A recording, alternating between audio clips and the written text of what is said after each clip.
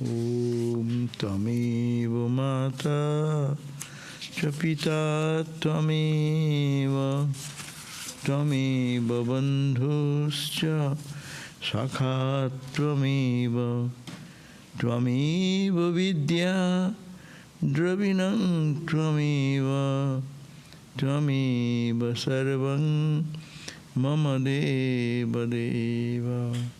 Om Shanti Shanti Shanti Harihi Om Tat Sat.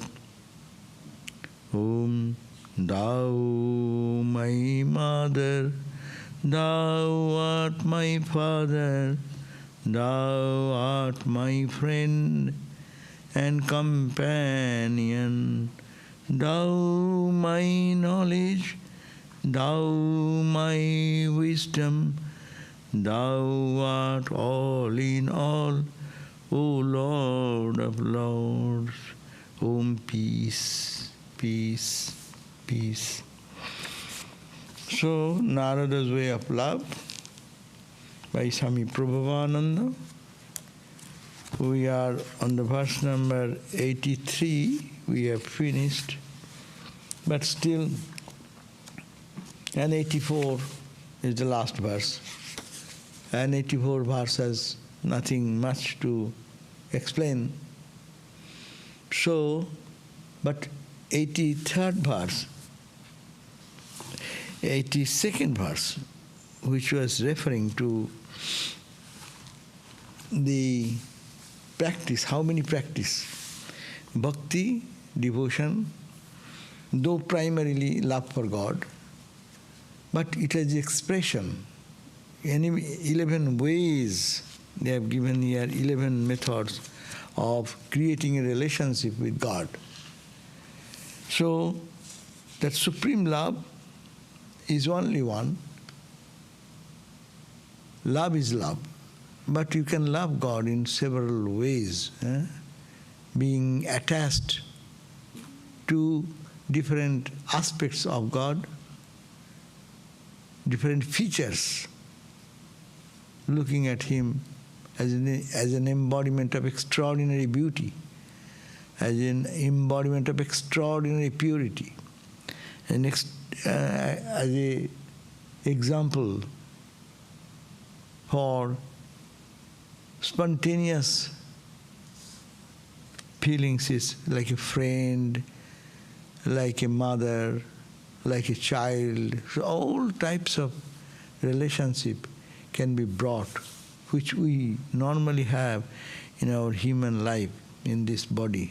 We are born in a human body, and there we actually have all our relationship. We have our father, mother, our friend. So this type of, in which we are attached, can we direct that attachment to God? And we can find in God all these wonderful practice, all these things present there, which we can set a relationship. God, without relationship with God, to love God is very difficult. Love means relationship. You may say that's why nirguna, Vedantic path, is non-relational. That's why very apparently towards the beginning it is very difficult, and some people think it is dry. That's why Ramakrishna said, "Oh mother, don't make me dry sannyasi." Meaning, apparently when you say not this, not this, not this, not this, no, nothing, as if you are disgusted with everything. So that attitude towards the beginning appears rejection of the whole universe. Few people will be very much benefited, and one practice that way, and in time they will feel the beauty of that path, because they are going to unite with the divine, which is the result of all negation. All negation ends in all fulfillment. All the negation of this name, form, this beauty, whatever attracts us, in this world. If one can give up these petty things, then he can reach that absolute. But that non-relational practice is few are only competent. Therefore, it is easy to have some relationship. Spiritual sadhana becomes very easy when one can set a relationship. God is my mother. Okay, anything happens, Ma, please. We know in our life, from our childhood, what is our deep connection with mother. So that we can think that he is there for me. And I can call God as my mother, as my father, as my friend, as my companion. No? So this relationship is to set, is for general people, is a very good sadhana. So this last verse of 82, which we read again the other day, we are a few description. I was reading the book of Swami Bhuteshananda Maharaj, and there was few pages left. So I wanted to finish that today, and of course that will make the finishing the entire book also. I will do that. So the point is that what are the relationship? What we can think that guno, mahatma, asakti. Asakti means attachment. Attachment in guna. Guna means is qualities. God is so great. God is so compassionate. God's beauty. Look at the beauty of the world. It is God's beauty. God's greatness. Guna and mahima. So this is one aspect. Devotee love to chant. That's why we chant the praise and glories of the Lord. So this one may be fascinated in that life may be very sweet if one can see the glory of God everywhere. And this universe is created by Him. So how big is He? How great is He? So that type of feeling of attachment, and one feels attached to that, that is the path. Bhakti, but taking the specific attitude. So, second one we have heard that the guna mahatma sakti, rupa asakti. We naturally are fascinated to see the beauty. Wherever there is a beauty, our eyes get attracted. Whether you like or not, my eyes will go to see that. Sunrise, the setting sun, beautiful setting sun, no? Even anyone passing by and sees them, say, wow, wow. Then there is some attachment for likingness for anything beautiful. And God is the embodiment of all beauty. Krishna, the baby Christ, the baby Krishna, baby Rama, or Krishna playing flute, or Sri Ramakrishna's playful days in the childhood, or his any pure, joyful face. These are attractive. So one can fall in love with that. Day and night they can think of that beauty, because all the beauty in the world pales into nothing when the beauty of God they compare the beauty of God, no? Say, Swami Vivekananda's in this, in India also, or in this country especially, people used to talk about his beauty, his face, his eyes, his forehead, the personality, as if there is overwhelming attraction. So this may be one way to love God and to think of God, because we want to think of God. So where shall we find God directly? God, when He's in a human personality, walking in the street, moving in this world, if we can think that He is the attraction, we are, instead of getting attracted to things which are momentary and which will decay.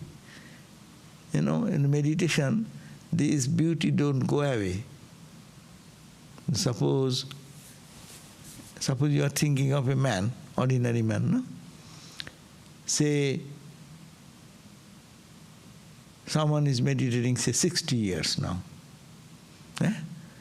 The man you are meditating, that man now, plus 60 years, he'll be wrinkled after 60 years. No? But people are meditating on Christ 2000 years ago. And now even they meditate. That Christ never has become old. It is always beauty. Beautiful, radiant, face is shining, no? People meditate like that. So this is it is called, it is not decaying beauty. God's beauty is, people don't think like that he is wrinkled. No? I am doing for last how many years? 60 years. So 60 years I am meditating. For me, Ramakrishna has not become wrinkled. It should be. Suppose I started when? Suppose he was, even when he was on his, some years of his old age. So now it would have been totally gone. But no, he comes as beauty, as joy, flashing with joy, no? So this is the question that one can think, because mind gets naturally attracted if we can train our mind to get attached to the beauty of God. That's why Rupa Sakti. Devotees love to worship the divine. That's why worshipping may be one feature of the mind. Some people are very fascinated. They love to worship God. If they get any chance, they do that. It is an attachment to the worship of God in a particular form or whatever. But so if you worship Dhumavati, that Dhumavati is the old lady with wrinkles. But that is the outer feature, but Dhumavati is the representative of the Divine Mother. Ultimately, she is not, that person is not worshipping the beauty side of it, the power side of it, the redemption power, the protecting power, so the power side. So that's why the aspect, same person in different aspect manifests before us. Then they said that Smarana Shakti. When one remembers Smarana Shakti, Lord's beauty, Lord's attachment to his worship, attachment to remembering. Whenever they remember God, Ramakrishna used to say, those who long time are praying and practicing, one time they remember, their whole body will be thrilled with joy. So remembering of God, you may be attached to that remembering faculty only. No, nothing more. Some people say, Holy Mother said that by japa, if you do constant japa, then you will be freed from all bondage. So if that is so, then if you remember him, God's qualities, all the features will be coming in your heart, and your heart will be purified. So one can be attached. By God realization, one may take only this part of spiritual practice. I do not know anything, I will call upon God all the time. Finished. So that may be one, by that they say, this is a sign of your devotion. So this is another feature. Then he said that another will be Dasya Shakti, thinking that I am attachment to God, thinking God is my master and I am his servant. So you love God, but in this aspect, your mind suits. One devotee may like to think that I am your servant. Maine chagar rakho ji. Mirabai sang, oh God, please keep me as your servant. I will be eternally your servant to serve you. I am always ready to do that. No? So this attitude of serving always. And those who are, this is a good attitude because benefit is tremendous. And some of our swamis, whom we very much respect now, they took the responsibility of attending to the some great Brahmagyani sadhus. No? And they became a Brahmagyani by that. Because they're serving someone, what happens? His compassion, his mind thinks of you. They normally bless us more when you give a service to someone, not ordinary person, a spiritual person who has no other motive. What they will give? Swami Brahmananda, when he was passing away, so those who served him, he called him one by one and blessed them and said, "What more shall I say? You have served this body so much. I bless you that you will attain Brahmagyana." And they have attained Brahmagyana. So, this attitude, if it is sincerely done to a holy person, it does not go in vain. Because they are naturally compassionate. And their grace flows. And by that grace, our spiritual enlightenment comes. So, if one takes the attitude that I am serving God, God is my master, I am his servant. So whole day, the servant is forced, when he is born servant, under circumstances, that will be reaction. Reaction will come when I shall get out of this situation. No? But when you willingly accept God as the master and I am your servant, so whole life serving him itself. They do not know meditation. They do not know analyzing the permanent, impermanent. But their only attitude serving. Latu Maharaj. But he added, of course, japa, tapa, etc. But mainly he came to Ramakrishna to serve him. And he served. So this service to God, thinking that I am his humble servant, and by his grace, everything will happen. So this one attitude can be taken. So it is called the dasya asakti. Sakhya asakti. Sakhya means friend. One friend loves his friend. So that friendship is deep friendship. At the same time, it is equality. Idea of a relationship is, I am equal, you are equal. Not das, I am not your servant. Or I am not the master. No relationship there. That's one attitude. But this is also another attitude. A friend to a friend, that attitude. Attachment to him as a friend. Attachment to him as a child. Vatsalya asakti. The devotees cherishes this feeling, attitude towards God as his son. Baby Christ, like Mother Mary, had the attention towards Christ. Similarly, the Rama has the Kaushalya, the mother, is to look upon Rama. Krishna to mother Yasoda. So like that, they don't know, they don't want to worship God in their grandeur and beauty and greatness. They thought he is my baby, I'll have to take care of him. Day and night taking care of him.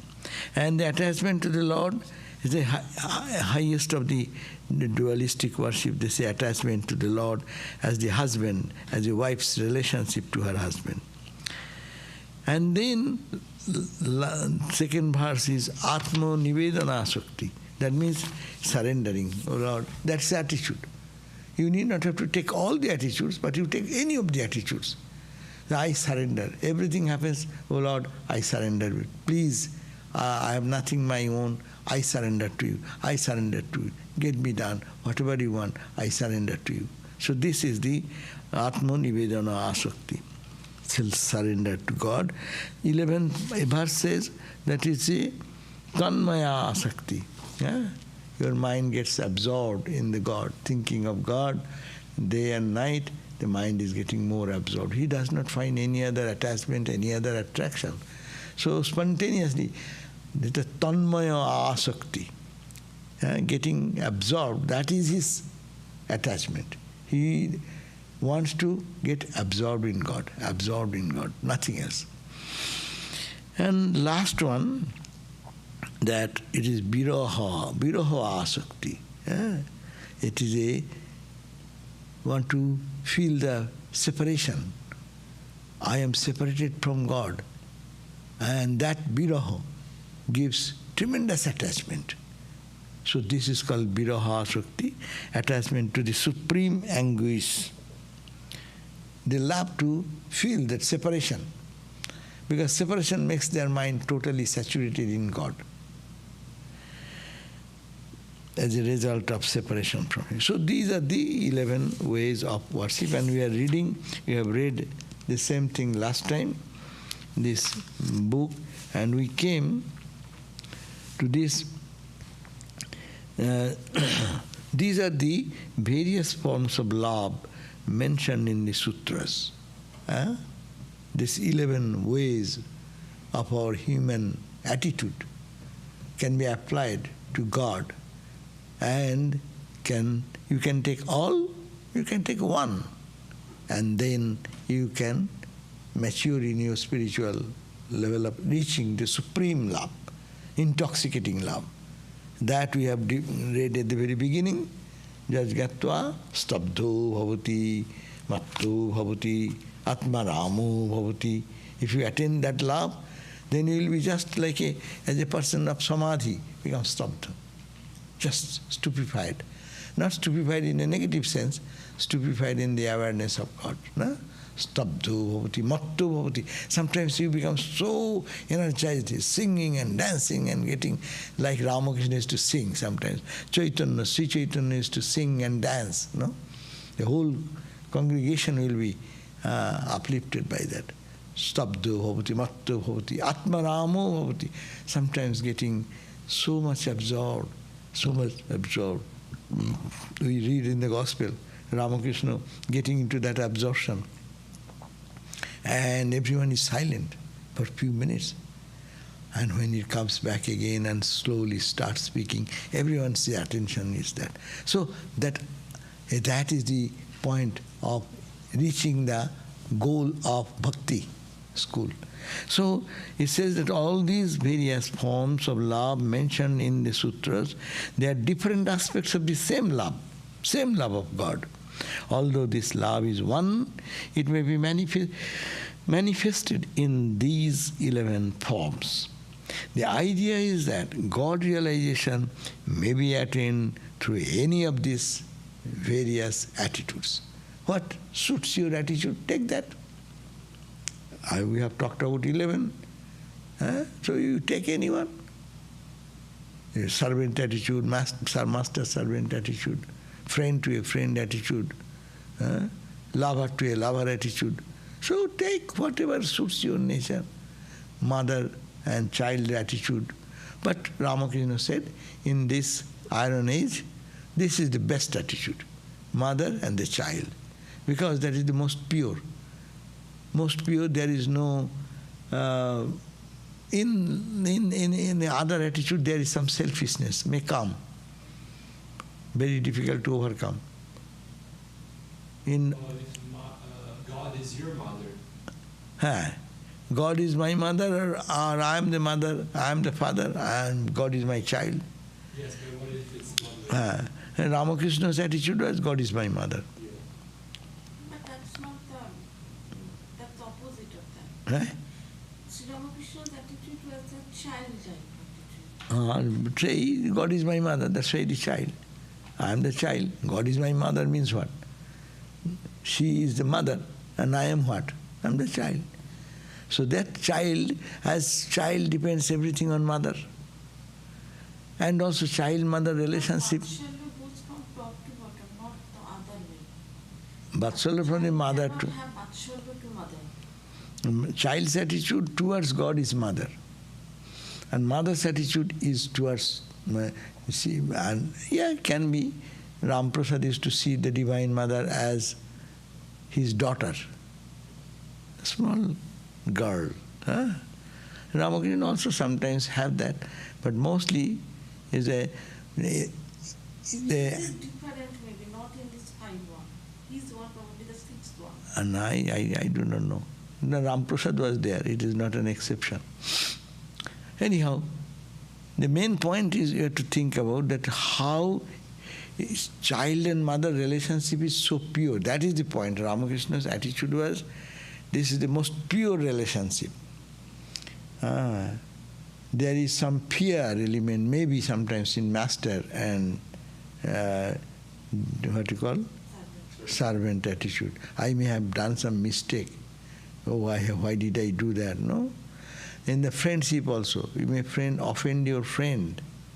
There may be something. Husband-wife relation, oh my God, emotional, so many things may come there. But in this relationship, child and mother relationship, there is the most pure relationship. There is no filthy attachment, no filthy moods, other moods. It's all pure. Only mother gives everything to the child. And child does not know anything but mother. Don't think that when we are adult, but think when we are in just a baby. So that is the relationship, is the purest. So the ideas of God realization may be attained through any of these various attitudes. That is why these 11 forms of love are detailed, so that the devotees may cultivate any one of them.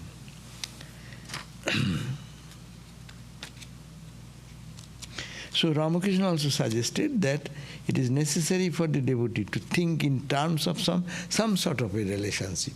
You can create your own relationship. You should have some relationship. God is there and He cares for me, I care for me. Some relationship. Without that relationship, life becomes dry. Spiritual life is very dry. He should look upon God in one of the following ways: master, friend, child, sweetheart. Any one of these attitudes will suffice for God realization. Although in the scriptures on the Bhakti cult, it has been said that gradually an attitude of veneration towards God, the scripture etc. develops. It is not mere veneration, but it is also mixed with love. That is called shanta bhava, peaceful attitude. Monks' attitude is the peaceful attitude, the loving God everywhere in the same peace. There is no upsurge of emotions. They want to see God everywhere the same. A person quietly thinks of God, meditates on Him. That is the point. What is the shanta mood? Shanta means peaceful. Shanta words means santi, shanta. Shanta means the ocean is calm and serene. What is the shanta mood? This is the mood that a person quietly thinks of God. He meditates upon God. All the tendencies subdued. His mind still and made completely calm. That is why it is called shanta bhava. When the waves of the mind are quiet, they become just like an ocean without any ripple.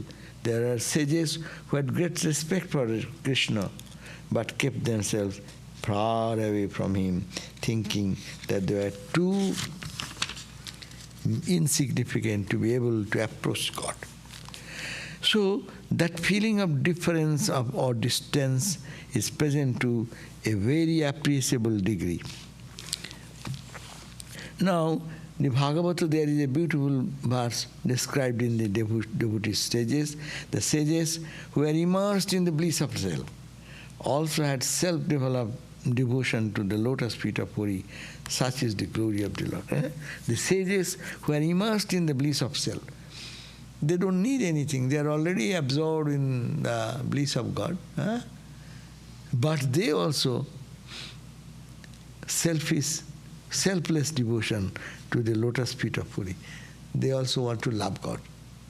That's why they said they were in deep meditation and Rama came suddenly and they felt so much joy.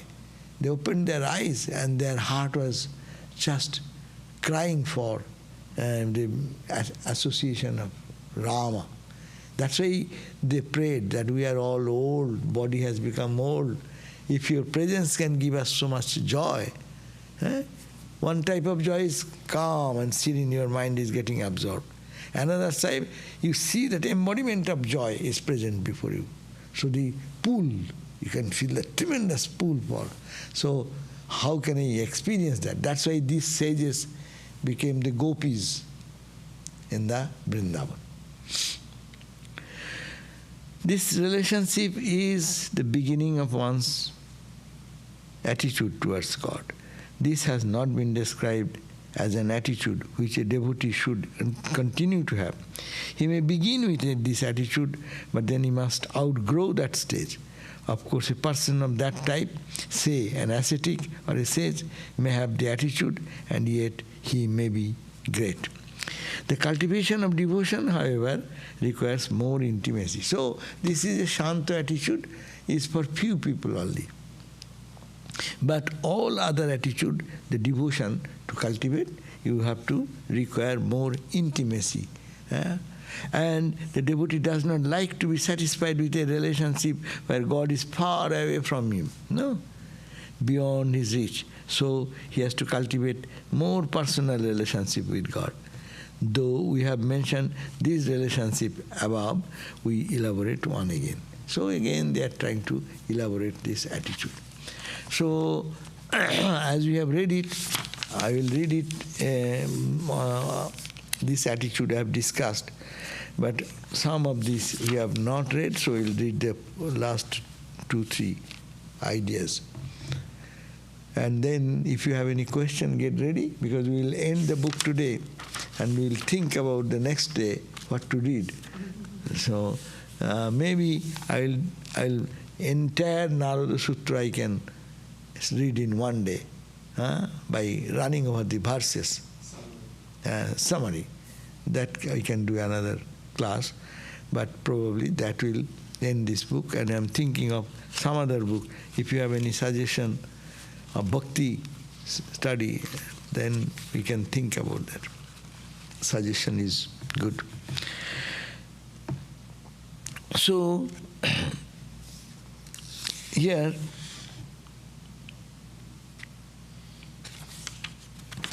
Sri Krishna, the feeling of the parent towards the child attitude, we started there. Other attitude we have discussed. This relationship has also been beautifully illustrated in the attitude of Yasoda, mother, towards the baby Krishna. It is beautifully described. No? Krishna was actually then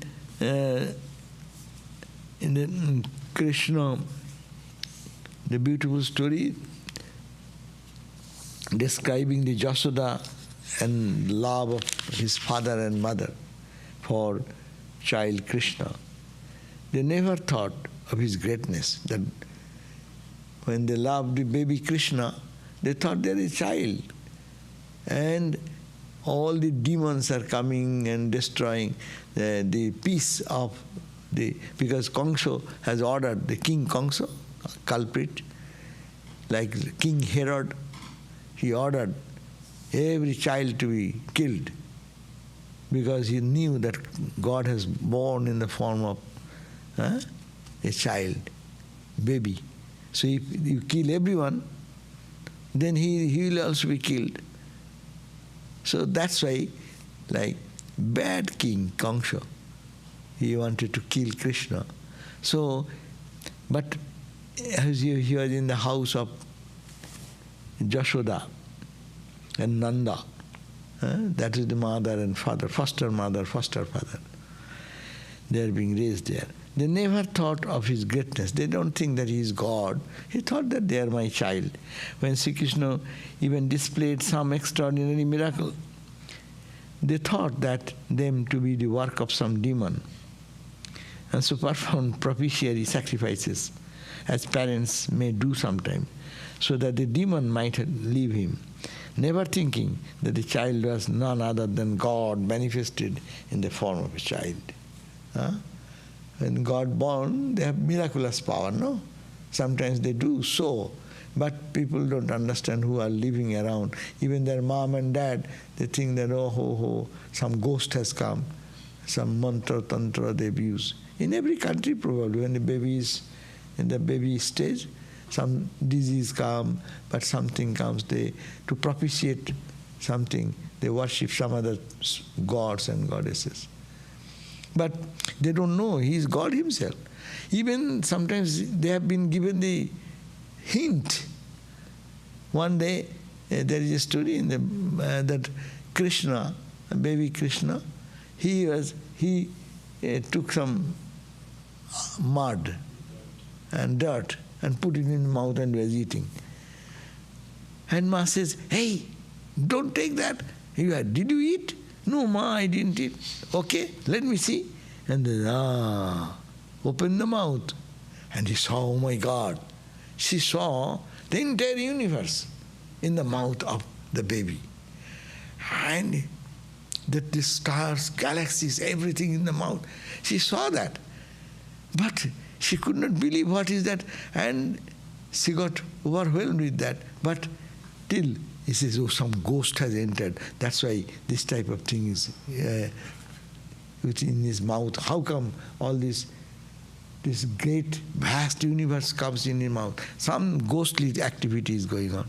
So even they see that their love, that is the love for the baby is so deep, they don't want to see the greatness. If you see greatness, then your love will not be there. If you have a deep reverence for someone, then you with awe you keep him little distance, no?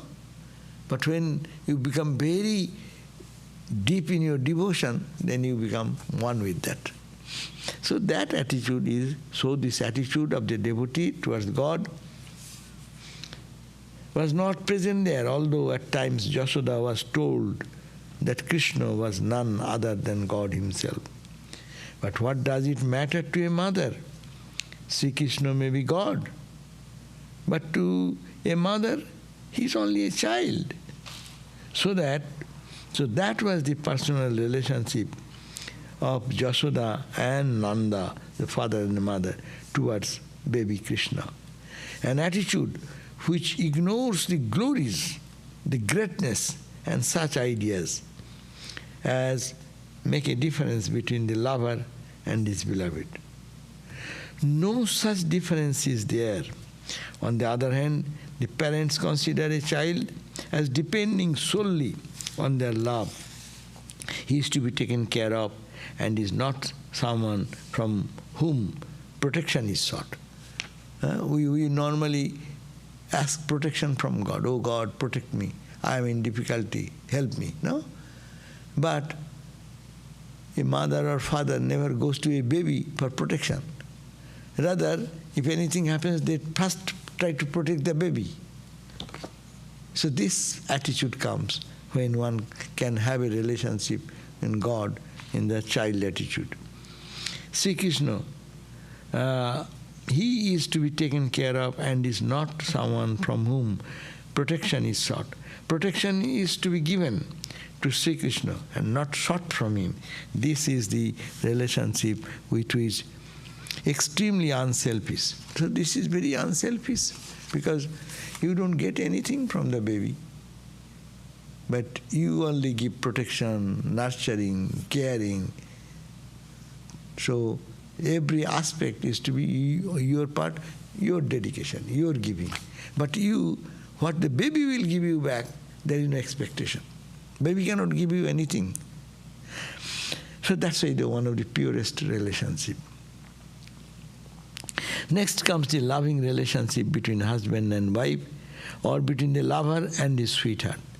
Here the devotee considers himself as wife or sweetheart and God as the husband or lover. It is said that in this case the intensity is the most that can be thought of through a human relationship. So this is the attitude, it's called the husband-wife relationship. Madhura bhava. Madhura bhava. Because the intensity is so deep there. But this love is depicted in the story of the relationship between Sri Krishna and Radha. But mind you, they are not husband and wife. Our mind goes down, thinks that, oh my God, husband and wife. Ramakrishna talking to Vivekananda. Vivekananda said, I don't like this attitude, talking about madhura bhava. What nonsense it is. Ramakrishna said, no, you need not have to think that way. you take the attraction of Radha for Krishna and Krishna's attraction for Radha. This deep relationship. Krishna was married to somebody else, was Krishna. But it is the early days, story of the early days. No, Radha was married to somebody. Radha was married. Krishna was not married then. Krishna was married later. But he's talking this story when it is coming. It's the early days. Yeah, before he was adult. A small child's love for another girl. In early days, married girls were married even they are 5 years, 4 years, 3 years. 3 years girl married to a person, 5 years girl married to a person. What does he know about marriage? But when they say the Radha, one girl, and Krishna one man, they think that it is ordinary lustful relationship. And there is no lust because it is a innocent, extremely pure love for supreme devotion to each other. So that is the point this Swami is pointing out, indicating that the love is depicted in the story of the relationship between Sri Krishna and Sri Radha. Mind you, they are not husband and wife, but Radha is the sweetheart and Sri Krishna is the lover. Why is it depicted in this way? Because that the intensity of love is at its uppermost level. Love between a husband and wife is sometimes taken for granted. Also, there is not that extreme feeling of closeness that exists between a lover and his sweetheart. This sort of relationship is illustrated as an instance of the maximum intensity of the devotee's love towards God. So, people may consider it to be immoral to think in this way, but that is because they think about it in a carnal manner. It should not be thought of it in that way. It should be understood by way of illustration. The great intensity of feeling existing between the two lovers cannot be exemplified in any other way. How one can understand that one can love God in the extreme way? That is the human relationship. If they excite, human being can understand. If a boy loves a girl, they can understand how much they love. They are doing whatever they are doing, one part of the mind is thinking of the girl. Or the girl loves the boy. Whatever they are doing, her mind is thinking of the boy. So this side is to be looked after. When you love God in that relationship, day and night one part is always thinking of God. So that is the feeling here. It does not mean that it is a sensual something. It should not be thought of that way. It should be understood by way of illustration. The great intensity of feeling existing between the two lovers cannot be exemplified in any other way. God and the devotee must have this sort of intensity which has no parallel in any other relationship. According to Bhakti path, this is the highest that can be conceived. According to Bhakti school, this is the highest idea. Now, verse number 83. 83 is the concluding verse of this chapter. 83 or 84 is also there, but it is same. What 83 says, iti evang vadanti, thus unanimously is declared. This what Narada has summed up. Narada has summed up the views of so many leaders of the spiritual path in Bhakti school. What they say, iti evang vadanti, jano jalpo nirbhaya. They don't care what people think about them. Because when you talk about devotion and love and this, people will think they are crazy. Why they are thinking of God who is not visible and creating love, my mother, my father, my son, my daughter, my wife, my husband? What type of craziness is this thought? Huh? People may belittle you, but it is said that the great sages, like they will name, that they have lived this life And they have thought about this in this way to define the bhakti school, bhakti path. So they are unanimously declared. They are all in union with the statement that bhakti is unfaltering love for God, and that can manifest in so many ways. So what they say, ekamata, they are all unified in this philosophy, understanding. Who are they? Without caring as to what people may say, the teachers of devotion, bhakti school teacher, who are they? Like Kumara. Kumara is Narada. Vyasa, Shuka, Shandilya, Garga, Vishnu, Kaundinya, Shesha, Uddhava, Aruni, Bali, Hanumana, Vibhishana, and so on. So these are the leaders, exemplar of in the path of devotion. He is talking, Narada is referring to these great devotees. They all unanimously say that the love for God is the highest. And in this way. So the translation goes, the Narada sums up by saying that this is the unanimous opinion of all great teachers of bhakti, and unanimous of whom? That's teachers, bhakti teachers like Kumara, Vyasa, Shuka, Shandilya. These are names of the sages and saints. Garga, Sesa, Uddhava. Uddhava you can find in the Bhagavata. Sandilya, Aruni, Bali, Hanuman, Vibhishan, etc. Narada says that he is not giving any new idea. He is not creating something out of his fantasy.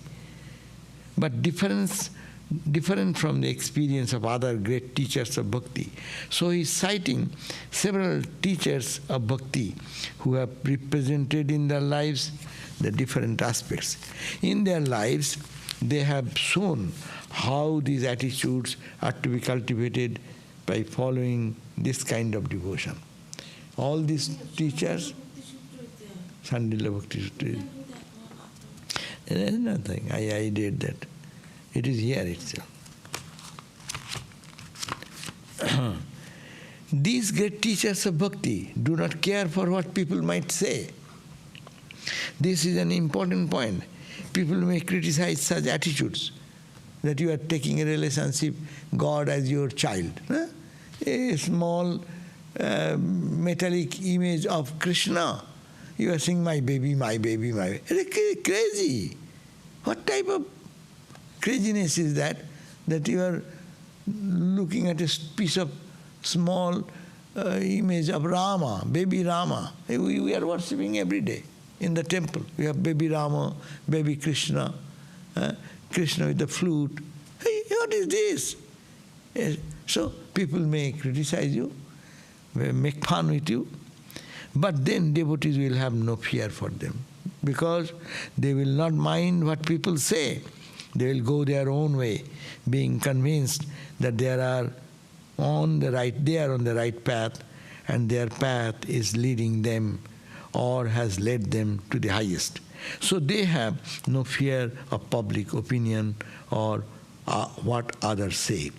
But if there is any such criticism for one who is really a teacher, a competent teacher, then the devotee has to think. He has to be careful. But in this case, all great teachers of bhakti or devotion are unanimous in their opinion as to their effectiveness of this path, this bhakti path. And with your attitude, whatever attitude you have, take any attitude and apply for God. What you are applying for world, apply, just give a turn. Ramakrishna said, give a turn towards God. You have lust. How to conquer lust? Ramakrishna said, why to conquer? Give a turn towards God. This attitude by which you love the object of the material world, I think you love God. The same way, be lustful about God. So this is the twisting and turning of the attitude which human being, that's the beauty of bhakti school. This path has been severely criticized by others. Say, example, those who follow the path of knowledge. They say, what is this indulging in mere emotional forms? Will it lead a person? Will it lead a person anywhere? It will never give him mukti, liberation, the highest goal of life. So they criticize the path of devotee severely. That always goes on. Those who are in the path, those who are not really achieved anything, they always fight. Jnana path is higher, bhakti path is lower. The bhaktas are dancing and singing. What type of bhakta is that? And then showing an upsurge of emotion. A jnani bhakta will say, hey, what type of religion is this? They are not saying this, not this, not this, this is impermanent, this is all nonsense. Bhakti is the, come, sing and dance, see. So each will criticize each other. But a devotee is not shaken by such criticism. As for instance, when Sri Ramakrishna was clapping his hands and singing the glories of God, then Totapuri, the Advaita teacher, his teacher and follower of the path of knowledge, criticized him. What he said? Chapati. Why are you making chapati? He said, why do you make chapatis like that? Formerly in Indian, people sometimes used to make chapatis by taking in their hands a lump of moistened flour and then beating in between the palms of their two hands to flatten it to their desired size and form, somewhat in the manner of a clapping others' hands. So even now they do not.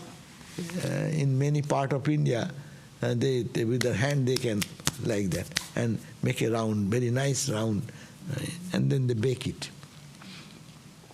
So Totapuri lived in the northern part of India, and there people normally do that chapati. And Ramakrishna said, Hare Krishna, Krishna Krishna.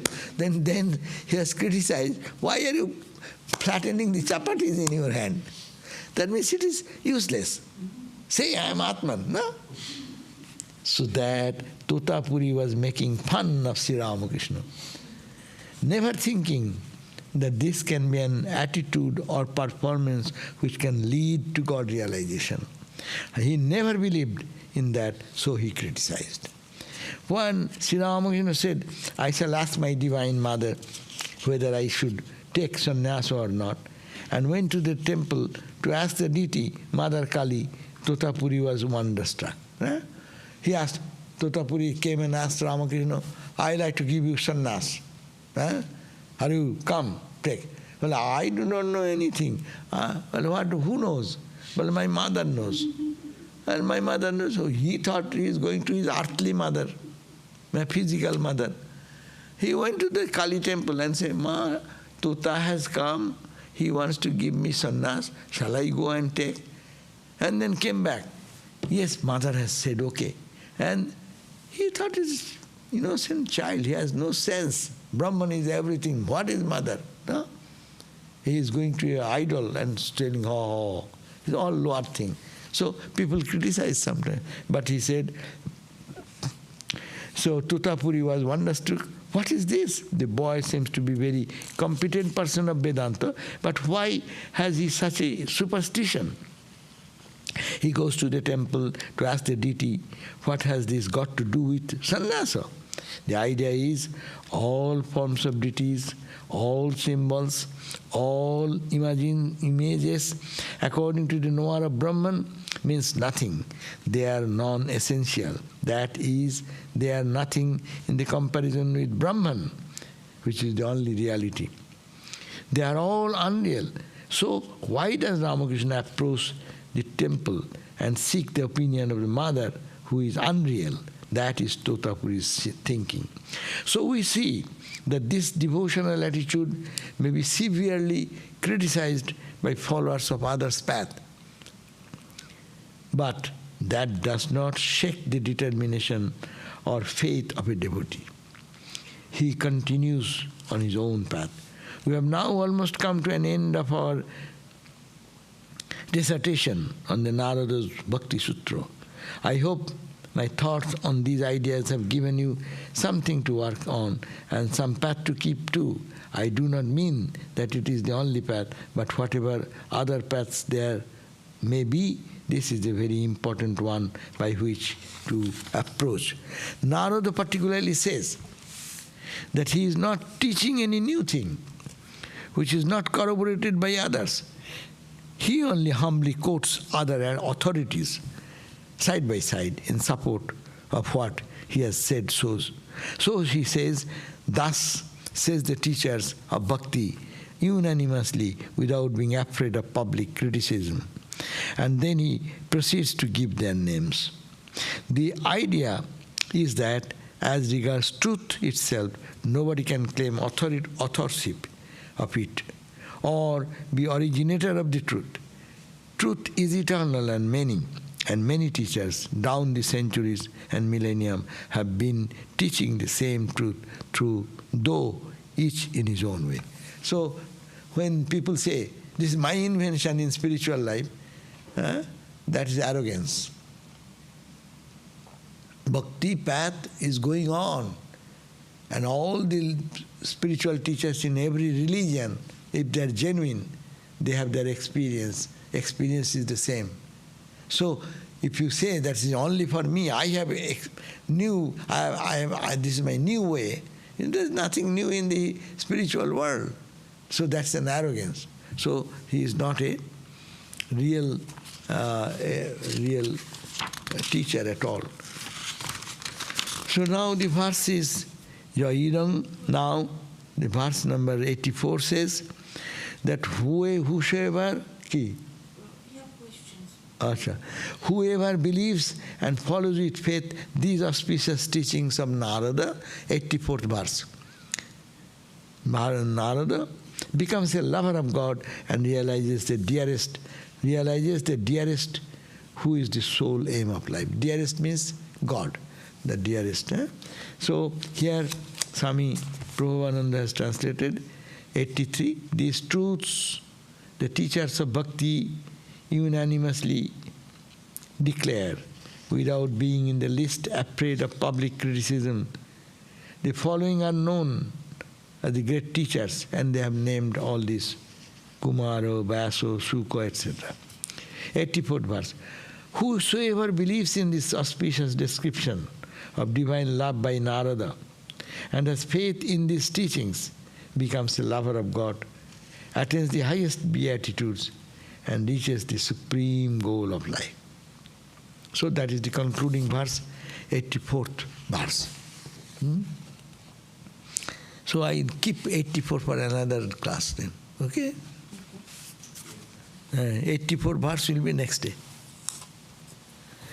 Okay? Now, if you have some question you are saying, let us see what the question. Om Shanti Shanti Shanti Harihi Om Tat Sat Sri Rama Krishna Arpanamastu. Okay, now the question. One person asks 3 questions.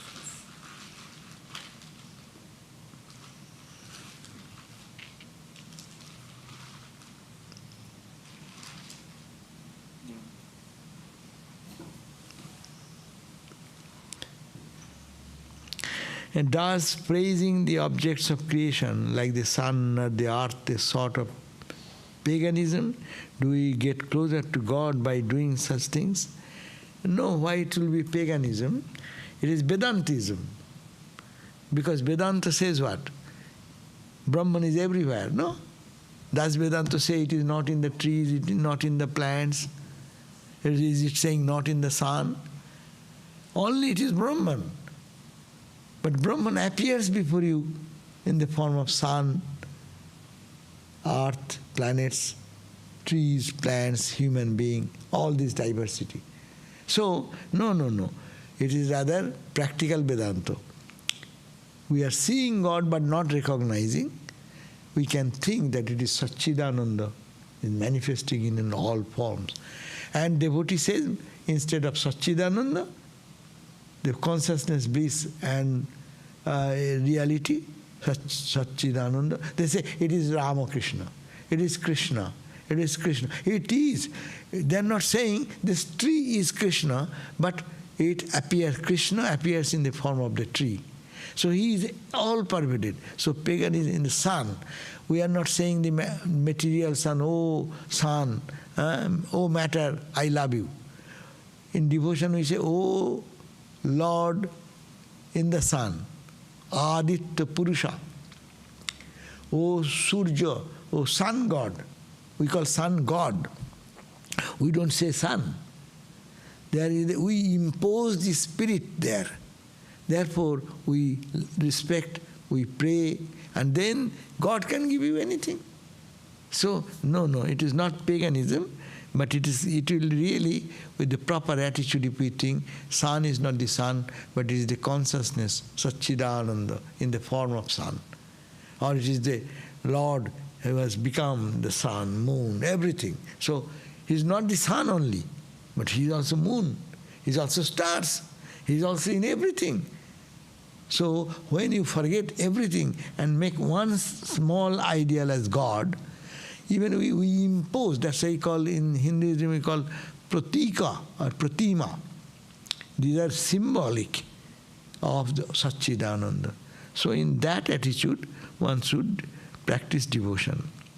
Can I think Sri Ramakrishna as my mother, or for that I should think of Holy Mother or use another image? Yes, you can think of Sri Ramakrishna, but Sri Ramakrishna and his Holy Mother are two aspects manifested in two different bodies.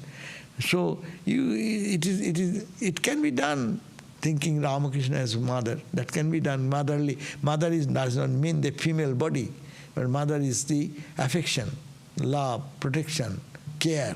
That is the mother. So Sri Ramakrishna was more than mother. You see, all the children of Sri Ramakrishna used to look upon him as their father, as their mother. So God has no gender. You can think that, or you can think of mother also. That's also okay. Third question. I see it possibly to turn selfishness towards God as one can turn lust towards God. I see it possible to turn selfishness towards God. Is it possible to? Oh, is it?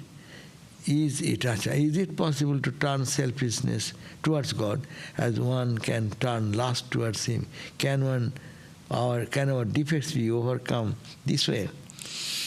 No, it is a possible means that we say lust towards, we have to understand what we mean by the giving lust to God. We are not saying giving lust to God. We are saying the lust means that intense attitude of the mind which wants to have it. Instead of having the material thing, think that I want to love God. So there is no, the intensity is there, but some object has changed. Object is God here, and object was sensate experience there. So when we give selfishness towards God, why we'll have to give selfishness? Rather we'll say, oh Lord, this is my ego, please take care of my ego. I offer myself. When I offer myself, my selfishness I offer, what happens? If I can offer myself, then you become divine. If my ego goes and I offer at the feet of the Lord, then I will be gone, and who will remain? God will remain. So yes, in that sense we can offer our little self at the feet of the Lord, who is the cosmic self. So that is also Vedantic way, that I offer myself and everything I have. Oh Lord, we read, we chant, no? I, who am an embodied being, then the prayer, whatever I have, I, and whatever I have, I offer myself. So I offer myself everything. So if I offer myself, I am gone. And what remains? God remains. So this is another attitude, to humbly surrender ourselves at the feet of the Lord. That can be a practice. What is the best way to live bhakti and jnana yoga together? Yeah, that is the Vedanta path. He says, take the help of both. You cannot be really a bhakta if you have no jnana. Is it not? This is a very fine question. You cannot have love for someone unless you know that is the best. We love whom we can love. There are 10 choices. Whom we love, where I get the best benefit. If I don't know God is the best, why shall I love Him? If to my mind it becomes that, become wealthy, to become a man of power is much better. So why shall I be a monk? You come to be a monk, surrender yourself, think this is the highest. By renouncing everything for God, surrendering your life, not for ego, not for your... See how many Swamis in this holy Ramakrishna order are there, highly educated, they could have done bigger thing in the outside world, no? But why they have dedicated their life? Then what? For what purpose? They have thought this is the highest. This path is the highest. Self-dedication is the highest. Surrendering to God is the highest. That's why they have given up their life. So we cannot do unless we know that is the highest. So how shall I love Krishna? How shall I love Christ? How shall I love Rama? I do not know. He is the highest. So to know that analysis should be done. Nothing in the world can satisfy me as God can do that. Unless you have that conviction, why shall you make any practice? Why shall you offer away your adoration? People bring bouquet of flowers, spend so much money. Why? Why to the temple they bring? Those who bring, they think this is the highest place. God is the highest. So I am offering my whatever I can give the best. So this, you have to understand, everything is momentary, God is the reality. This understanding must be there. Therefore, bhakti cannot be perfected unless there is jnana. Jnana means not the highest knowledge, but this analysis. Loving God is rewarding rather than loving an object of the sense. Loving a sense object can give me momentary joy, but loving God gives me eternal, or at least for me, little longer peaceful joy. So I must have to know this, otherwise I cannot love God.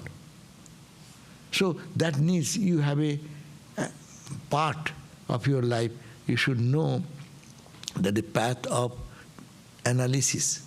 Otherwise, it is like driving the car, as I give the example. Bhakti has emotion, and knowledge is like a steering of the car. They should be coupled together. Steering and gas pressure, both. You are speeding, at the same time wheel is not under your control. That yes, emotion is there. It will go and hit some direction. That's why knowledge mixed with jnana, jnana mishra bhakti. That is Sri Ramakrishna's suggestion, that we should have to practice that.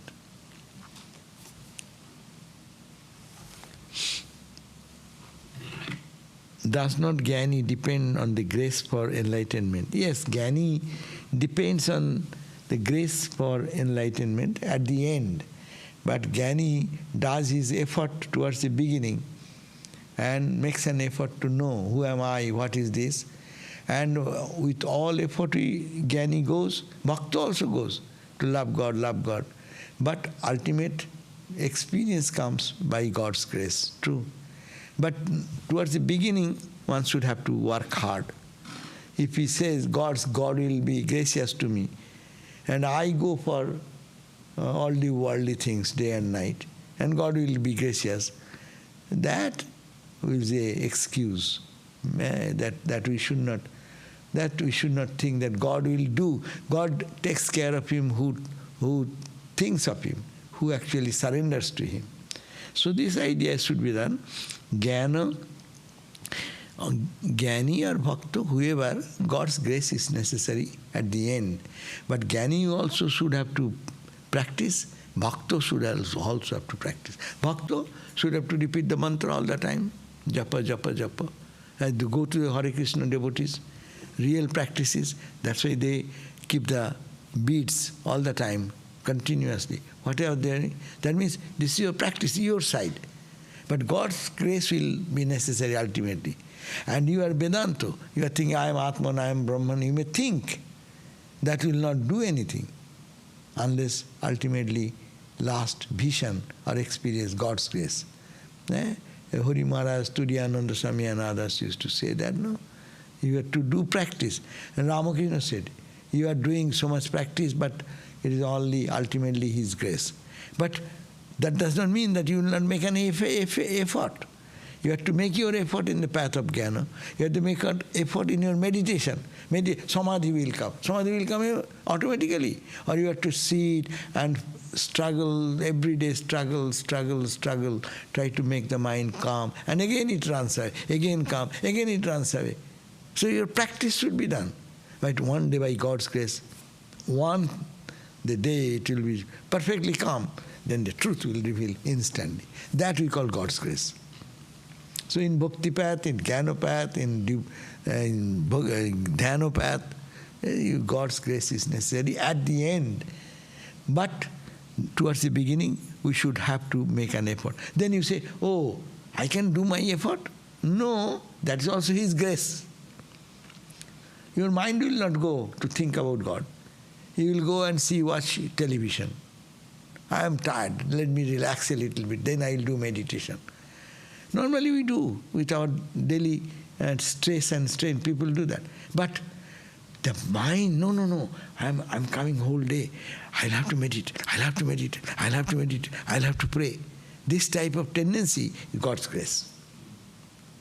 Even becoming a monk, becoming a devotee, we miss our spiritual practice. Intensity is not there. Why? God's grace. There is also. Oh, then God's grace, when He will give me? He will give when we are sincere. But all day, whatever you did is God's work only. All day, whatever you did. That you know, then you are a Brahmajnani. But you don't know, that's the problem. Our question is that if you know, then you are not in a problem. We are not discussing the problem for that person. He knows that I am doing everything I am doing for God. But if you only say that, it is an intellectual say, but you know that you didn't do anything.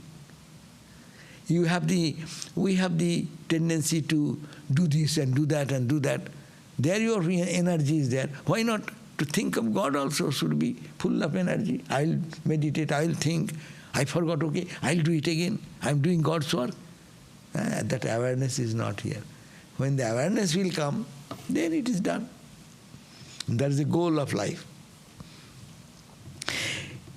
Is it not selfish for a yogi to retreat in a cave and forget the suffering of others and try to attain self-realization? No, it is not selfishness. Because you know, the whole world is trying to do good to the world. The Taliban people, they are not in their principle. They have some faith, they have some belief. They are thinking, this is the way the society should run. That will be good for, this is Allah's work. They are doing. But is that really good? Or is a person who first makes himself pure, purifies his heart, and realizes God, and then comes to do the good to the world. Look at that. Ramakrishna came, Buddha came, Christ came. What they did? They are selfish people. They are really withdrawing their mind from the suffering of the world. No. Rather, they have held the suffering humanity like us for ages together, thousands of years, by first going inward, realizing the God by meditation, by bhakti practice, jnana practice, improving here, and they come into the society. Whatever they say only for the good of the world. Spontaneously will be that. But in this sense, first sense, they are also good people. If you ask them, if you sit with them, they have firm conviction that what I am doing, I am following the law of Quran, and I am following Allah's words. And that brain is reoriented in that way. And they have no concept that they're doing anything wrong. And they take the name of the Lord when the Twin Tower destruction, when they're hitting, just before death, they cried out their Allah's name. No, good. But they're thinking this is the way to do good. So without transforming our own personality, we may have misconception about doing good to others. But real doing good to us, others will happen when my selfishness is subdued and gone, and I surrender to God, and God's will then manifest. So there is this question, no. Yogis, actually they are doing good to the world more. Vivekananda said, a person who is sitting in a cave, away from human habitation, their thought currents of love and compassion will penetrate the rocks and mountains and move over the world, and it will do good to others. So they are not selfish in that sense. They are knowing to get capital S. What is the Atman? If they know, actually they are the balancing force. Look at the world, how many saints, they are the balancing force of all the evil things going on. If they were not there, the world would have just vanished. So this type of trying to attain self-realization is really helping the society, helping ourselves, because in the name of good I will do something wrong, because my mind is not clear, pure. Until it is pure, my actions will be impure, my behavior will be unwise, and in the name of doing good I do harm to others. Therefore, self-realization is the real thing which can improve our character and really do good to the whole world also. That's why Atma Mukti and Jagat Hita goes parallelly. As much as we practice our self and nurture our self, real self, we become selfless, we become sympathetic, we become kind, spontaneously. You need not have to practice separately. If one goes towards God, all these characteristics will manifest. You see, look, tell me one saint in any religion, saintly people who are meditating, who are praying, who are crying for God. See, they have become egotistic, they have become harmful. No, we don't find such example. Christ, Buddhas, Ramas, Krishnas, all the saints in every religion. No, Hinduism, say Ram Prasad, Kamalakanto, you go to Alwars in the South India. So all the famous people in the world, their spiritual life, they are all for the good and benediction for the world. So they are actually, they do the good to the world, and we should make an effort to realize God. But ours should be not, you don't go to the forest, but you realize God being in the life, loving God, and seeing God in others. Then parallelly, so improving my life, that is major important. I cannot do good to others. I will do harm to others. Example is given that one yogi, Ramakrishna said, or in the gospel probably, a yogi learned some skills and has the power, occult power. But it is not for God realization, but occult power means my power. I can do something. So there is a storm, huge storm has come in the river or somewhere. And the yogi showed that I can stop this. And a full boat full of people in that storm is just the helmsmen were trying to control, and suddenly in split second this storm being stopped, the entire ship or entire boat with the whole people get drowned. Ramakrishna said he incurred the sin of all these people's death. Because his arrogance, he utilized his power. And to show power, I can stop the storm. But you stop the storm, you kill so many people. But if the storm was going, if something was done God's will, then it would be so slow that the ship would have been saved even in the storm. So point is that when we don't realize God or don't know what our divine nature, we cannot do good to the world, rather we sometimes do harm to the world. So self-realization is always good, loving God is always good, that makes us better person. And that will be the good to the society also and every being. That's all? One more question? Brahman is described as existence, consciousness, bliss. Are not these three things? Then why Brahman is described as one? Yeah. Yes. Satchidananda is called existence, consciousness and bliss. They are not three qualities. They are the one thing expressed in three ways. Suppose here you see the bulb on. You see three things together. You see the bulb is. Isn't it? Bulb is. Automatically I point out, there is a light. Means bulb is. 1 point. Bulb is glowing, consciousness. And bulb is radiating heat. Three things are there. But are there three things? Can you separate out? The three things in one. Three in one. That's why you touch that bulb, you know there is the bulb, there is the glow, and there is the heat. So Sat, Chit, Ananda, they are not three things. Expression, because we cannot understand this transcendental truth, so the sages and realized souls have used this vocabulary, this terminology, so that we can understand it. But it is one, not three. Sat, Chit, Ananda, not the three different things. One is Sat, another is Chit, another is Ananda. They have jumbled up and become a Satchidananda Brahman. No. Then it is not one. Then it is three things. It is multiplicity, it is not oneness. Brahman is one and absolute. That's why one absolute truth is the only there, that is called Brahman. But when to express and to sages who are kind to make us feel and understand the truth, they have used the three terminology. Thank you. Is it like something like that? I am happy.